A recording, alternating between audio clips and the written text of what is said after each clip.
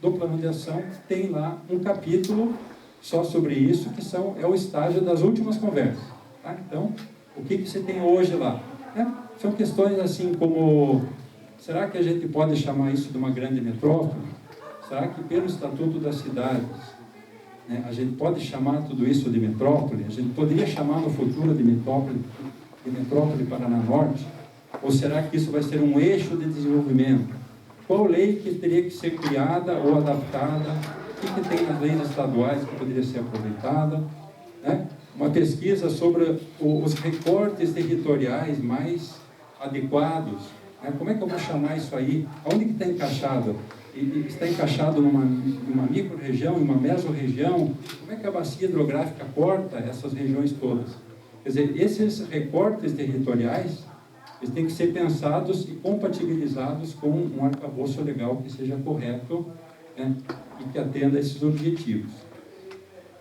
Bom, e também são feitos comentários aqui, sobre a área de influência das cidades, mostrando que, na verdade, existe essa eleição dos 15 municípios que estão vizinhos, só que a área de influência da região ela é muito maior. Então, quando você fala lá um agronegócio inteligente, você não está falando só de uma coisa contígua, quer dizer, é uma rede de interesses e de compartilhamentos que são além dessa questão puramente geográfica. Quer dizer, para conseguir esse agronegócio inteligente, eu tenho que ter uma cadeia de conhecimento e de tecnologia que vai além de uma questão puramente geográfica. Então, esse estudo de rede de cidades, que é do IBGE, a gente vai mostrar algumas imagens ali, ele mostra que a região ela tem um impacto, tem um relacionamento grande com outras cidades da região, com outros estados e assim por diante. Então, essa questão, vamos dizer assim, ela tem aqui dentro do relatório de cenários alguns comentários que são aprofundados lá no relatório de plano de ação. Algumas questões interessantes, a gente olhar que esse grupo de 15 municípios que estão aqui, que são os maiores, os que têm maior população aqui na região, estão inseridos aqui em 3 regiões metropolitanas. Aqui temos a de Maringá, em azul, temos a de Apucarana, aqui em verde, e depois a de Londrina, aqui. Existem classificações, onde que estão as micro-regiões, as meso-regiões, etc. Então foi dado um olhar para isso tudo. No relatório tem várias tabelas com populações, para a gente ter uma ideia de como é que isso se distribui até em questão demográfica. Então, interessante assim, a grosso modo, a gente diz, nesses 15 municípios tem mais ou menos 1,5 milhão de pessoas. Agora acho que está 1.700.000. No censo de 2010 era 1,5 milhão. Só que, dentro dessas regiões metropolitanas, nós temos, no total, 74 municípios. E tem mais 500.000 pessoas que moram além dos 15. Então, a gente vê o quanto é significativo esse entorno das cidades. Por exemplo, lembrando lá do projeto Metronor, que é um projeto que foi concluído ali no final da década de 70, já se falava do município das Torres, era uma cidade que era citada ali, e está logo acima, quer dizer, aqui no nosso estudo é citado como um possível elo de ligação entre ferrovias, rodovias, etc., possível ponto de transbordo, em termos de logística, que está fora dos 15. Tá? Mas é um município fundamental em termos de comunicação e de logística aqui no caso. Região de influência é o estudo lá de IBGE, ele faz o mapeamento das direções principais das influências. Então a gente vê que a Apucarana está mais relacionada pelo estudo aqui mais com Londrina do que Maringá, pelo menos pelo estudo, E outras cidades, que estão aqui, Ivaiporã, Cornélio Procópio, Santo Antônio da Platina, tem, o próprio Norte Velho aqui tem um relacionamento forte com Londrina. Já para Maringá também a gente vê, o quanto se espelha para o outro lado aqui, Campo Mourão, Paranavaí, etc., Recebemos aí há cerca de 2 semanas, uma correspondência lá de Paranavaí, assinada por mais ou menos umas 80 entidades, né, pedindo para entrar no nosso plano aqui, né, eles queriam, né, eles queriam fazer parte do plano. Então, claro, existe uma ligação, existe né, algo acontece aqui, né? Então isso tudo faz com que os cenários eles tenham que ter um olhar um pouco ampliado, tá? A gente não pode ficar restrito ali apenas à região geográfica dos 15 municípios. Da parte demográfica temos coisas interessantes, né? Foram feitas várias projeções populacionais, primeiro começando pela do IPARDES, que é a mais, vamos dizer assim, a mais oficial, a mais respeitada, né, e utilizada, e ficou como se fosse o cenário tendencial, né?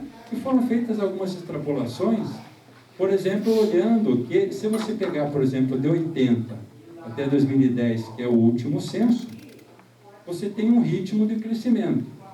Se você pegar, por exemplo, de 2000 a 2010, é um pouco diferente. Então, com isso, você chega a valores um pouco diferentes.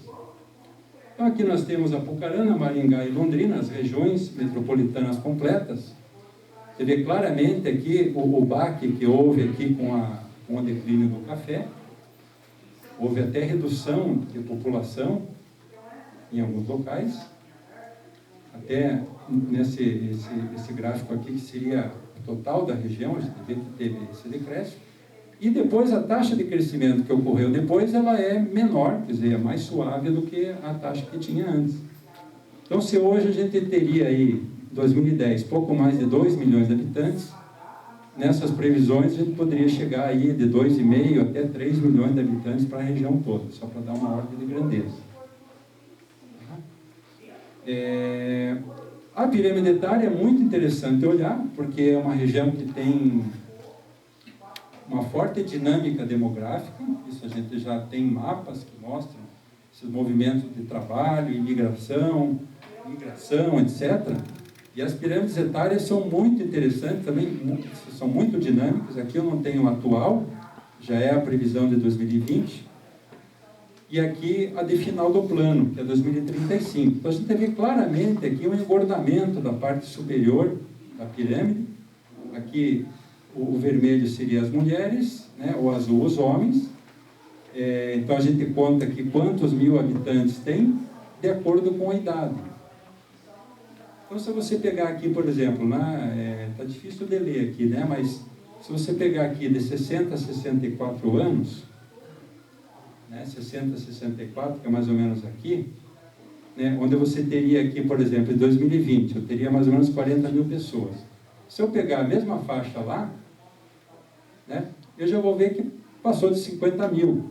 Quer dizer, a pirâmide vai envelhecendo, isso representa um outro tipo de necessidade para o futuro, né, necessidades assim, vamos dizer, a questão de saúde, de previdência, etc. Aí você pensa, poxa, mas será que então isso não alivia a parte de baixo da pirâmide? Então são pensamentos que você tem que imaginar lá no futuro o que vai acontecer. Quer dizer, eu vou ter menos mão de obra, será? Essa é uma das perguntas. Mas a gente percebe que isso, a pessoa que elaborou isso tudo, ela fala, não, a gente está numa janela de oportunidade, porque tem um grande número de jovens que estão entrando no mercado de trabalho, né? Então, uma região que não estabilizou ainda a sua pirâmide etária. Então, está na fase de mudança de patamares, por exemplo, de pessoas muito jovens que vão entrar no mercado de trabalho. E talvez eles que vão herdar o plano, eles que vão executar o plano. Então, é interessante olhar isso. Lá no relatório tem todas as pirâmides, desde 2010, para vocês olharem.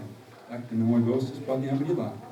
Tá? Então, são várias coisas que você tem que olhar para o futuro e pensar como seria, né, essa metrópole toda com essa pirâmide de 2035. Que tipo de necessidade, que tipo de problema, ou que tipo de vantagem, de repente, que tipo de oportunidade eu teria, né, em ter aqui uma massa de pessoas aptas para trabalhar, de repente maior do que aquela lá. Tá? Da dimensão ambiental, foi eleito já, há muito tempo a gente tem falado isso, a água como elemento principal. Quer dizer, a gente não vê um grande problema de de poluição do ar, por exemplo, aqui, né? A gente sabe que existe poluição do solo,